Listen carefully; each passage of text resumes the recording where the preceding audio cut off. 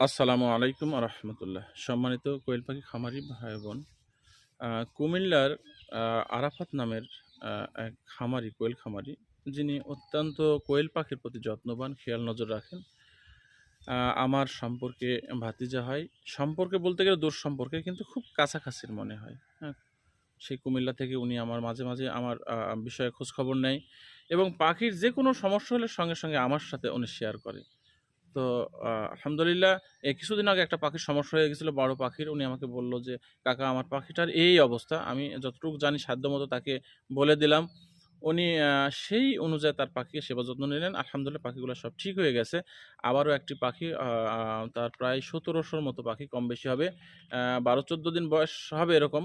যাই হোক, ওই পাখিটা আস্তে আস্তে করে ২-১টা করে, ৩টা-৪টা করে মারা যাচ্ছে প্রতিদিনের জন্য, রাত্রে দিনের বেলা।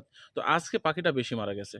তো উনি আমাকে একটা ভিডিও পাঠাইছিলেন। তো যার জন্য ভিডিওটা করা, মানে আরেকটি খামারিকে মানে এই ব্যাপারে সচেতন করে দেওয়ার জন্য। কারণ তার সাথে যে সমস্যাটা ঘটেছে, আরাফাত খামারি, আমি হয়তোবা তার সাথে যোগাযোগ করতে পারি নাই, যোগাযোগ করার চেষ্টা করেছে। আমি সর্বক্ষণিক চেষ্টা করি। কুমিল্লায় আমার ২ টা ভাই আছে, সেটা হচ্ছে রাকিব রানা এবং আরাফাত। আরও আছে খামারি। এই ২ জন সবচাইতে বেশি খোঁজখবর আমার নেয় এবং তারা সব বিষয়, তার খামারের বিষয়ে আমার সাথে শেয়ার করে। তাদের আমি পরামর্শ দিই যতটুকু জানি। তো হয়তোবা একটু